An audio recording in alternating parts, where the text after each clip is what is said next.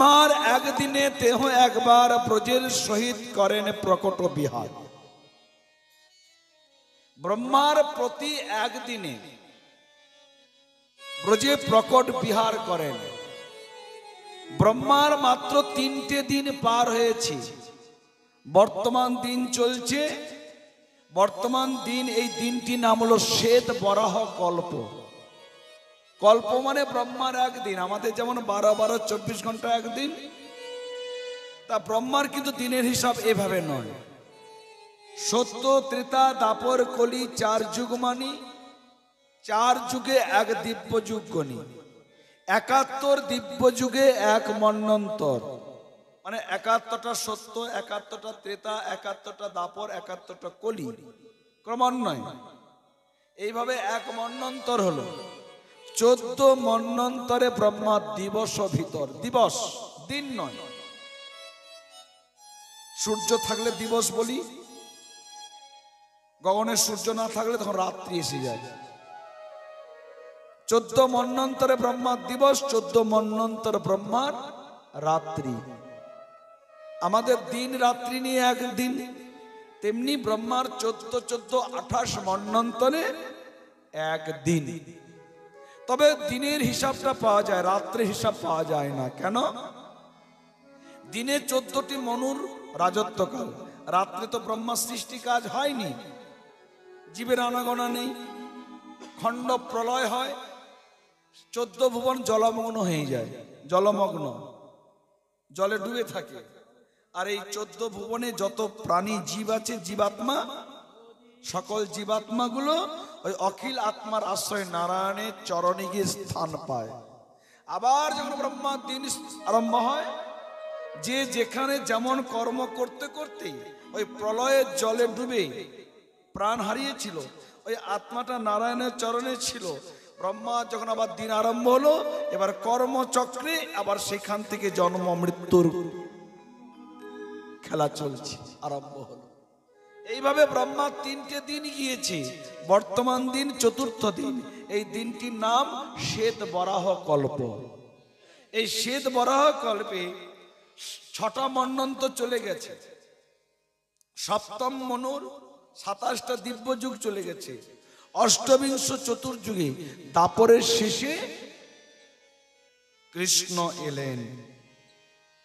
ব্রহ্মার যে 3টে দিন গিয়েছে, প্রতিদিনে একবার করে গোলক থেকে ব্রজের পরিকর, গোলকের পরিকর নিয়ে এসেছিলেন, লীলা করে চলে গিয়েছিলেন।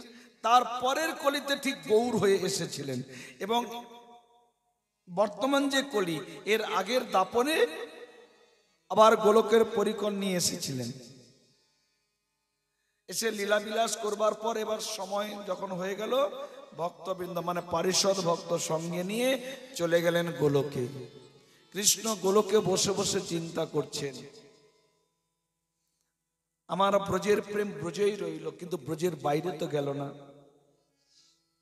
ব্রজের প্রেম একটা 84 ক্রোশ একটা গণ্ডির ভিতরে রইল, এই প্রেম বাইরের কেউ পেল না। যদিও উদ্ধবকে চাখানোর জন্য, ব্রজের প্রেমটি কেমন, উদ্ধবকে চাখানোর জন্য ওকে আমি বৃন্দাবনে পাঠালাম। ব্রজবাসীর ভাব প্রেম দেখলো ঠিকই, ওই পাড়ে দাঁড়িয়ে, সমুদ্রের পাড়ে দাঁড়িয়ে ঢেউ দেখা, আর সমুদ্রে নেমে ঢেউয়ের তালে তালে দুলে স্নান করা, দুটো বস্তু কি এক হয়? সব থেকে আনন্দ যদি সাঁতার জানা যায়, লাভ ঝাঁপ মেরে ঢেউয়ের তালে তালে দুললে যে আনন্দ, পাড়ে দাঁড়িয়ে সমুদ্রের ঢেউ দেখে অত আনন্দ নয়। কিন্তু উদ্ধব দেখেছেন ওই ব্রজবাসী, মা যশোদা, পিতানন্দ, সখাবৃন্দ, রাধারানী আদি ললিতা সখীগণের ব্রজ প্রেম, কৃষ্ণের প্রতি, কৃষ্ণকে হারিয়ে তাদের যে কি প্রেম, কি অবস্থা দেখেছে। কিন্তু ওই পাড়ে দাঁড়িয়ে ঢেউ গুনার মতো ওদের ভাবে প্রেমে ডুব, প্রেম সাগরে ডুব দিতে পারল না। 10 মাস ব্রজে থেকে উদ্ধব চলে আসলেন আবার মথুরায়। কৃষ্ণ মনে মনে চিন্তা করলেন, উদ্ধবকে যদিও চাখালাম, কিন্তু উদ্ধব তো ব্রজের বাইরেই ব্রজ প্রেম প্রচার করতে পারে, তাহলে কাকে দিয়েই ব্রজ প্রেম দেব?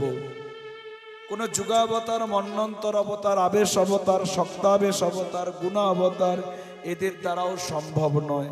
তাহলে কাকে দিয়ে দেওয়া যায়? চিন্তা করলেন কৃষ্ণ, আমার এই ব্রজপ্রেম যদি জগৎকে দান করতে হয় আমাকেই যেতে হবে। আমা ছাড়া ব্রজপ্রেমে কেহ দিতে না রে, কেহ দিতে না রে। আমার ব্রজপ্রেম আমা ছাড়া জগতে কাউকে দেওয়া যাবে না, আমাকেই যেতে হবে। কিন্তু আমি যাব কি করে? হঠাৎ মনে পড়ল বিশাখার কথা। বিশাখা বলেছে, শ্যাম, এই তিনটে লোভ যদি পূর্ণ করতে হয়, তোমাকে তোমাকে যদি আস্বাদন করতে হয়, তোমায় রাধারানী হতে হবে। অর্থাৎ রাধা ভাবকান্তি অঙ্গে ধারণ করে তোমায় যেতে হবে। কৃষ্ণ মনে করলেন ঠিকই আছে, আমি এভাবেই যাব। আর এদিকে অদ্বৈত আচার্য শান্তিপুরের বুড়ো মালি বৈকুণ্ঠের বাগান খালি করে আনিলে এক নবরসের চারা। নিতাই গৌর হরি বল, হরি বল। গোলকের বাগান খালি করে এই নবরসের চারাটি হলো কে? আমার গৌর হরি, আমার গৌর হরি। অদ্বৈত হুঙ্কার দিয়ে এসো আমার মদন গোপাল বলে প্রতিদিন গঙ্গায় মদন গোপালের চরণ লক্ষ্য করে গঙ্গায় তুলসী অর্পণ করছে। আর সেই হুঙ্কারে আর থাকতে পারলো না। কৃষ্ণ মনে মনে ভাবছে, আমি যাব তো কি করে যাব? অদ্বৈতের হাঁক ডাক আর সহ্য হচ্ছে না, তাড়াতাড়ি যেতে হবে, কিন্তু যাব কি করে? হ্যাঁ, মনে পড়েছে বিশাখা বলেছে রাধারানী ভাব, প্রেম এবং অঙ্গকান্তি নিয়ে আমায় রাধারানী হতে, আমি তাই হয়ে যাব। তাই অঙ্গের রাধারানীর ভাব এবং অঙ্গকান্তি এবং রাধারানী প্রেমকে গুরু করে কৃষ্ণ ভিতরে রইলেন, বাইরে তিনটির সম্পদ, তিনটে গহনা, তিনটে অলঙ্কারকে সুন্দর করে অঙ্গে সাজিয়ে নিয়ে চলে আসলেন গৌর হয়ে। গৌর খোঁজে। তাই যখন কৃষ্ণ ভাবে ভাবিত হয়, কৃষ্ণ ভাবে ভাবিত হয়, রাধা রাধা বলে কাঁদে, রাধা রাধা বলে কাঁদে। আবার যখন রাধা ভাবে ভাবিত হয়, রাধা ভাবে ভাবিত হয়, তখন কৃষ্ণ কৃষ্ণ কৃষ্ণ কৃষ্ণ বলে কাঁদে। কৃষ্ণ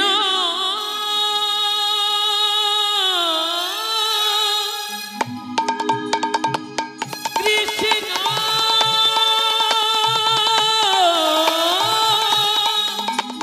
হা কৃষ্ণ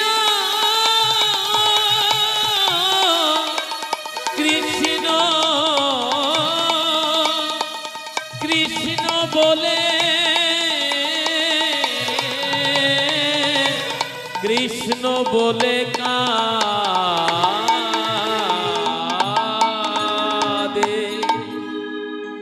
তাই আপনি করিয়া মান পালটি বৈঠল, আপনি করিয়া মান পালটি বৈঠল, আপনি করিয়া মা পালটি বৈঠল, আপনার চরণ ধরি, আপনার চরণ ধরি, আপনার চরণ ধরি, আপনার চরণ ধরি, আপনার চরণ ধরি, সাধিতে লাগিল, সাধিতে লাগি। নিজের চরণ ধরে নিজে সাধছে। সকল ভক্তগণ এসেছেন গৌর সুন্দরকে দেখতে। আপনারা গৌরকে ভালোবাসেন বলে তো গৌর হরির কথা শুনতে এসেছেন। তেমনি গৌর হরিকে নদিয়া নাগরিকগণ প্রতিদিন দর্শন করতে আসেন, আজকেও এসেছে। গৌর হরির এমন হাব ভাব চাল চলন, এমন লক্ষণ দেখে সকল ভক্তগণের মনে আনন্দ হচ্ছে না।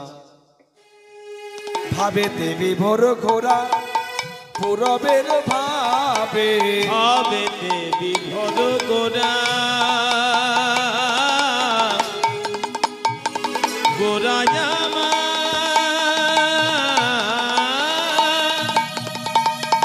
গৌর হরি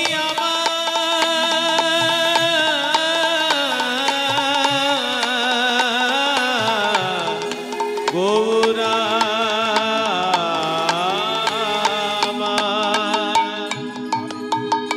ও গো ভাবেতে বিভোর গোরা পুরবের ভাবে ভাবেতে বিভোর গোরা পুরবের ভাবে সহচর গণ কিছু সহচর গণে কিছু সহচর মনে কিছু সহচর গণ কিছু সহচর গণে কিছু কহিছেন তবে কহিছেন সহচর মনে কিছু কহিছেন তবে কহিছেন তবে বুঝি পুরবের ভাবে মনে হলো পুরবের ভাব মনে হলো পুরবের ভাবে মনে হলো পুরবের ভাব মনে হলো পুরবের ভাব মনে হলো ভাব ভাব চল চলন দেখে পুরবের ভাব মনে হলো ওই হাব ভাব চাল চলন দেখে পুরবের ভাব মনে হলো ভাব ভাব চলন দেখে পুরবের ভাব মনে হলো গৌরী হাব ভাব চাল চলন দেখে পুরবের ভাব কিছু মনে হলো আজ গৌরী পুরবের ভাবে ভাবিত হয়েছে। নদিয়া নাগরী যারা গৌরকে দেখতে এসেছেন তারা সবাই দর্শন করছেন আর আমরাও দর্শন করছি। তাহলে এখন দর্শন করতে করতে এবার গৌরী কোন ভাবে ভাবিত হয়েছে? বাসুদেব ঘোষে কহে মনের হরিষে বাসুদেব ঘোষে কহে মনের হরিষে বাসুদেব ঘোষে কহে মনের হরিষে দুর্জয় মানব গোরা চাঁদে দুর্জয় মানব গোরা চাঁদে মানে ভাব গোরা চাঁদে দুর্জয় মানব গোরা চাঁদে দুর্জয় মান ভাব গোরা চাঁদে করিলা প্রকাশে করিলা প্রকাশে দুর্জয় মান ভাব গোরা চাঁদ করিলা প্রকাশে করিলা প্রকাশ দুর্জয় মানে ভাবি গোরা চাঁদে করিলা প্রকাশে করিলা প্রকাশ দুর্জয় মান ভাবে গোরা চাঁদে করিলা প্রকাশে করিলা প্রকাশে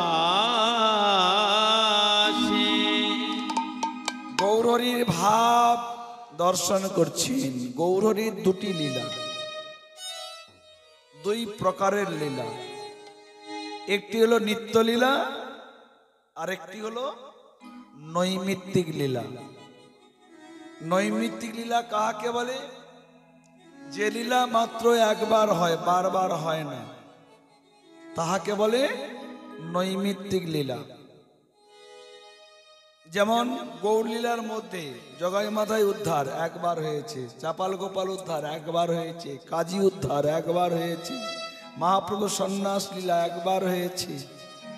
এই সমস্ত লীলাকে বলা হয় নৈমিত্তিক লীলা। বৃন্দাবনে অঘাসুর বকাসুর দাবানল ভক্ষণ কালিয়া দমন এই সমস্ত লীলাকে বলা হয় নৈমিত্তিক লীলা।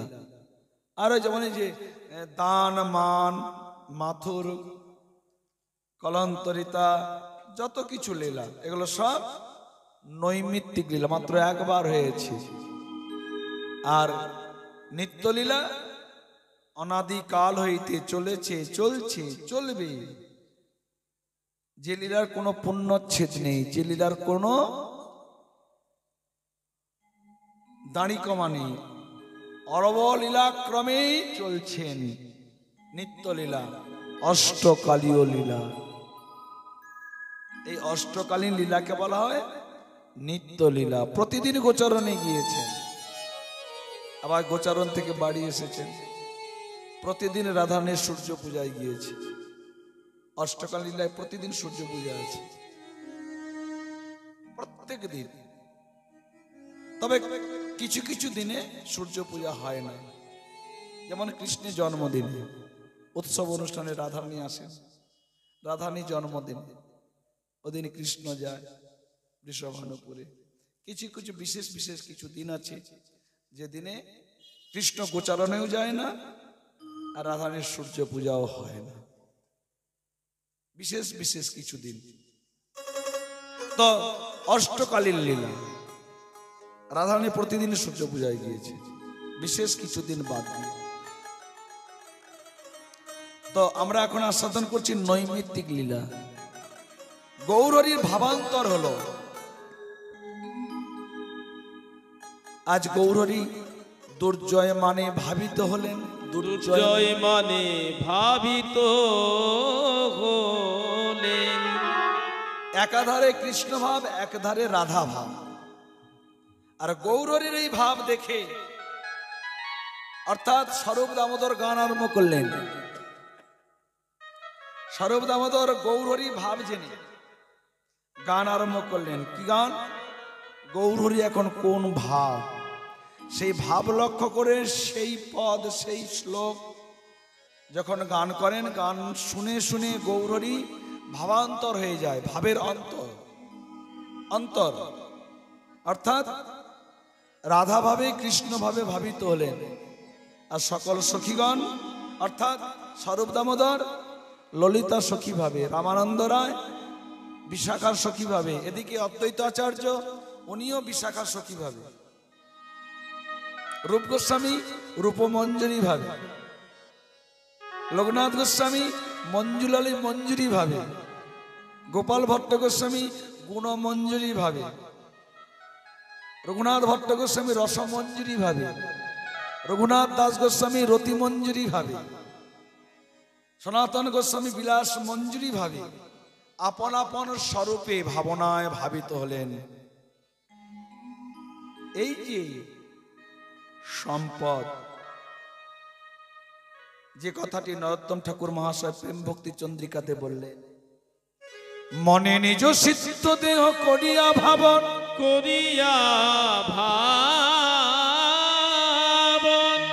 কৃষ্ণদাস কবিরাজ গোস্বামী চৈতন্য চরিতামৃতে বললেন, মনে নিজ সিদ্ধ দেহ করিয়া ভাবন, রাত্রি দিনে ব্রজে চিন্ত কৃষ্ণের চরণ।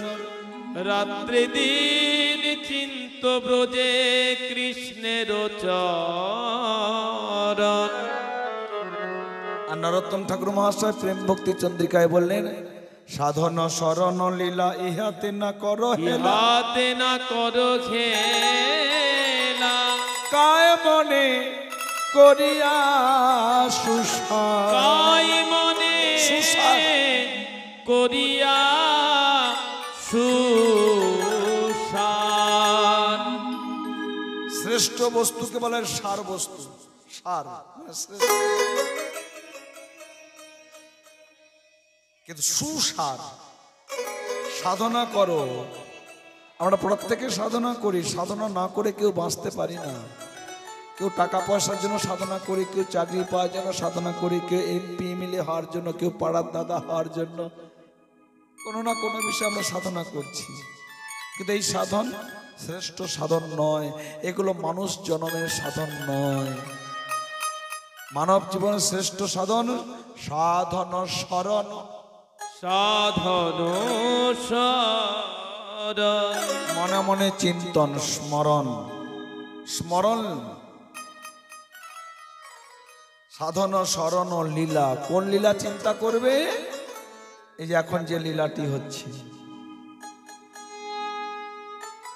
গৌর গোবিন্দ লীলা শুনিতে গলয়ে শিলা। এমনই অদ্ভুত গৌর লীলা, গোবিন্দ লীলা, ব্রজলীলা আর নবদ্বীপ লীলা, গৌরমণ্ডল ব্রজমণ্ডলের লীলা সবসময় চিন্তা করতে হবে, আর কোনো চিন্তা নয়। সাধন শরণ লীলা ইহাতে না করো হেলা, অবহেলা করো না। কায় মনে মানে দেহ এবং মনে করিয়া সুসা। তুমি যদি অন্তশ্চিন্তিত সেই ভাবনা নিয়ে একাগ্রতা চিত্তে গুরুদেব তোমাকে যে স্বরূপটি দিয়েছেন সেই স্বরূপে আরোপ করে, আরোপ আরোপ মানে স্বরূপে আরোপ করতে হবে। আরোপ শব্দে একাগ্রতা মনে সেই স্বরূপটা চিন্তন করা লক্ষ্য, ওই স্বরূপটাই আমার চিন্তন থাকবে। এমনই আরোপ করবে, অর্থাৎ এমনই ভাবে মননিষ্ঠ হয়ে এমনই চিন্তা করবে, কাছে যদি ঝগড়াঝাটি কাটাকাটি মারামারি হয়ে যায়, যদি আগুনও লেগে যায়, ভূমিকম্প হয়ে যায়, তুমি টের পাবে না।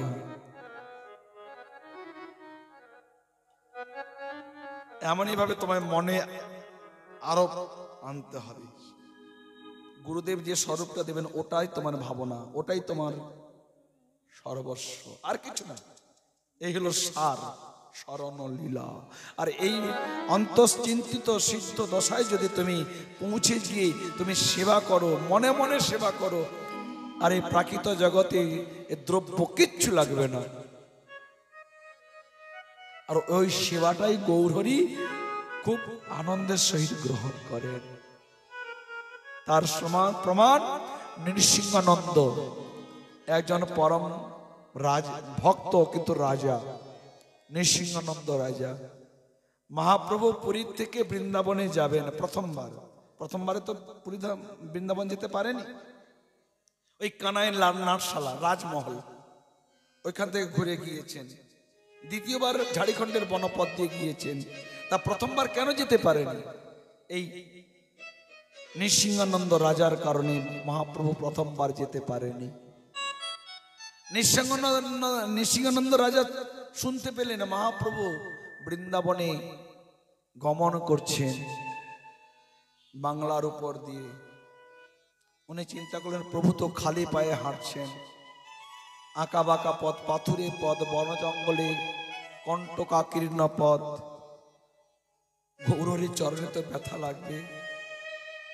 উনি নাম করতে, আবার চিন্তন করতে হবে, হাতে নামের মালা থেকে নাম করতে করতে, নাম এবং নামী যেন আলাদা কখনো না হয়। যেমন সাদা ছাড়া দুগ্ধ পাওয়া যায় না, যেমন তাপ ছাড়া আগুন পাওয়া যায় না, আগুনের থেকে তাপকে আলাদা করা যায় যায় না। দুগ্ধের থেকে তার রং যে সাদা, সাদাটা কি তাপ ছাড়া মানে বের করানো যায় যায় না। তেমনি নাম এবং নামী, নাম করব অথচ নামীকে চিন্তা করব না, ওটার নাম হলো না রাধে। সর্বাগ্রে নাম, নাম ছাড়া কলিযুগে নাহি আর ধর্ম। কিন্তু নাম করতে হবে কিভাবে? নাম চলবে, কিন্তু লীলা স্মরণে দেখছি সেই নামই কি, যখন যে সময় সেই সময় নাম চলছে। তো নৃসিংহানন্দ রাজা ভজনে বসেছেন, নাম করতে করতে চিন্তা করছেন প্রভু তো আবেশে নৃত্য করতে করতে ছুটবে বৃন্দাবন অভিমুখে, চরণে ব্যথা লাগতে পারে, আমি প্রভুর চলার রাস্তাটা সুন্দর করে আমি একটু সুন্দর করে আমি রাস্তা তৈরি করে দেব যাতে প্রভুর চরণে ব্যথা না লাগে। তার নৃসিংহানন্দ রাজা কি করলেন? প্রথম মাটি খুঁড়ে রাস্তা সমান করলেন, সব মনে মনে মনে মনে রাস্তা মাটি খুঁড়ে সমান করলেন। তারপর শ্বেত পাথর দিয়ে বাঁধিয়ে দিলেন রাস্তার, যাতে আরো সৌন্দর্য বাড়ে। দুই ধারে মণি মুক্তা হীরা চুন্নি পান্না সব মূল্যবান ধাতু দিয়ে বাঁধিয়ে দিয়েছেন, ঝলমল ঝলমল করছে। মনে মনে ভাবছে প্রভু তো এই পথ দিয়ে যাবেন, উনি তো দিনের বেলা হাঁটবেন, রোদ্রের তাপ লাগতে পারে। রাস্তার দুধারে কি করলেন? বড় বড় বৃক্ষ রোপণ করলেন, আম জাম দেবদারু কাঁঠাল শাল পলাশ সেগুন সব বড় বড় বৃক্ষ রোপণ করলেন। আর সে এমন ভাবে রোপণ করলেন সে বৃক্ষের ছায় পথ একবারে ছায়া হয়ে আছে। মনে মনে ভাবছে প্রভু এই পথ দিয়ে যাবেন, যাক অঙ্গের তাপ লাগবে না, সূর্যের কিরণ লাগবে না ঠিকই, কিন্তু তাপযুক্ত বাতাস তো লাগতে পারে। তাহলে প্রভু আরেকটু সেবা করে কি করলেন? সব মনে মনে রাস্তার দুধারে বড় বড় পুষ্করিণী তৈরি করলেন, যতই ঠান্ডা পড়া রৌদ্র হোক না কেন, ছায়া থাকলে এবং যদি বাতাস বয় পুষ্করিণী জলীয় বাষ্প ঠান্ডা হয়ে একটা শীতল হাওয়া বয়, তাই প্রভুর সুখ বিধান করবার জন্য বড় বড় পুষ্করিণী তৈরি করলেন এবং পুষ্করিণীর শোভা বৃদ্ধি করবার জন্য কোনোটায় কুমদ ফুল, কোনোটায় লাল শালুক শাপলা, কোনোটায় লাল পদ্ম ফুল, কোনোটায় নীল পদ্ম ফুল, কোনোটায় শ্বেত পদ্ম ফুল, এইভাবে সব রোপণ করলেন। আবার কোনোটাতে রাজহংস রাজহংসী কেলি করছে, কোনোটায় পাতিহাঁস কেলি করছে, এইভাবে জলপক্ষীগণ বিচরণ করছে, এইভাবে বড় সুন্দর শোভা। আবার রাস্তার ধারে ধারে সুন্দর সুন্দর ফুলের বাগান তৈরি করলেন। নৃসিংহানন্দ রাজা এত সুন্দর রাস্তা তৈরি করলেন, হয়তো বলতে পারেন মনে মনে যে উনি রাস্তা তৈরি করলেন, প্রভু গ্রহণ করেছেন সেবা? এটা প্রশ্ন আসে না? আমি মনে মনে তৈরি করলাম, প্রভু গ্রহণ করছেন তো? সে কথাই বলা হচ্ছে। হঠাৎ নৃসিংহানন্দ রাজার ধ্যান ভঙ্গ হলো। মনে মনে চিন্তা করলেন, কি হলো? আমি তো বৃন্দাবন পর্যন্ত রাস্তা তৈরি করতে পারিনি। চিন্তা করে দেখলেন, আমি কোথায় পর্যন্ত রাস্তা তৈরি করেছি? মহাপ্রভু চলবার পথে ওই কানাইয়ের নাটশালা পর্যন্ত রাস্তা তৈরি করেছি, নাটশালার ওপারে রাস্তা তৈরি করতে পারেনি। ধ্যান ভঙ্গ হলো। নৃসিংহানন্দ রাজা কেঁদে কেঁদে বলছে, হে প্রাণনাথ, হে প্রাণ গৌর, তুমি যদি সত্যি ভক্তাধীন ভগবান হয়ে থাকো, ভক্তাধীন ভগবান হয়ে থাকো, কানাইয়ের নাটশালার ওপারে এক পাও বৃন্দাবন অভিমুখে তোমার যাত্রা করা হবে না। বৃন্দাবনে তোমার আর যাত্রা করা হবে না। আমি বৃন্দাবন পর্যন্ত রাস্তা তৈরি করতে পারিনি প্রভু, তোমার এবারে বৃন্দাবন যাওয়া হবে না। তুমি যদি ভক্তাদির ভগবান হয়ে থাকো, আমি নিষেধ করলাম, তোমাকে যেতে দেব না। মহাপ্রভু ওই নৃসিংহানন্দ রাজার তৈরি করা, মানসে তৈরি করা রাস্তার উপর হাঁটছেন মহাপ্রভু। সঙ্গে রয়েছে লক্ষ লক্ষ ভক্ত নরনারী। মহাপ্রভু হাঁটতে হাঁটতে বলছে, পাথুরে রাস্তায় হাঁটছে, আঁকা বাঁকা পথ, জঙ্গলাকীর্ণে কণ্টকাকীর্ণ রাস্তা, তার উপর দিয়ে হাঁটছে। মহাপ্রভু ভক্তগণকে বলছে, দেখো দেখো, নৃসিংহানন্দ আমার সেবা করবার জন্য আমার অঙ্গে যাতে তাপ না লাগে, চরণে যাতে ব্যথা না লাগে, দেখো কত সুন্দর রাস্তা তৈরি করেছি, শ্বেত পাথর দিয়ে বাঁধিয়েছে। আবার যাতে শ্বেত পাথর, তো ও তো পাথর, চরণে ব্যথা লাগতে পারে, তার জন্য কি করলো, যাতে পাথরের উপর চরণ দিয়ে হাঁটবে প্রভুর ব্যথা না লাগে, পুরো রাস্তাটা অতসী ফুল, সব থেকে কোমল ফুল, তার পাপড়িগুলো পাহাড় সমতুল্য রাশি মনে মনে সব জোগাড় করে সেই রাস্তার উপর ছিটিয়েছে। তার উপর মহাপ্রভু হাঁটছেন, পাথরে পথে হাঁটছে, কণ্টকাকীর্ণ বন জঙ্গলের রাস্তায় হাঁটছে, অথচ মহাপ্রভু বলছে, দেখো নৃসিংহানন্দ, আমার চরণে যাতে ব্যথা না লাগে, দেখো দেখো তোমরা দেখো কত অতসী ফুল পাপড়িগুলো ছড়িয়ে রেখেছে। মহাপ্রভু নিজে অনুভব করছেন, ভক্তদের অনুভব করাচ্ছেন। রাধে। এই হলো মানস সেবা। এই সেবাই পরমতম চরম। এই জন্য ঠাকুর মহাশয় বলেছেন, সাধন শরণ লীলা ইহাতে না করো হেলা, ইহাতে না করো খেলা, কায় মনে করিয়া সুসার, কাই মনে করিয়া সুসার। সুসার আপন আপন ভাবে সব মহাপ্রভু পার্ষদ যারা মহাপ্রভু কাছে আছেন, সব নিজ নিজ ভাবে ভাবিত হলেন। আর আমরা গুরু প্রদত্ত স্বরূপটি ভাবনায় ভাবিত হয়ে আমরাও ব্রজের মধ্যে প্রবেশ করলাম। রাধে রাধে বাসুদেব ঘোষে কয়ে মনের হরিষে দুর্জয় মান ভাব গোরা চাঁদ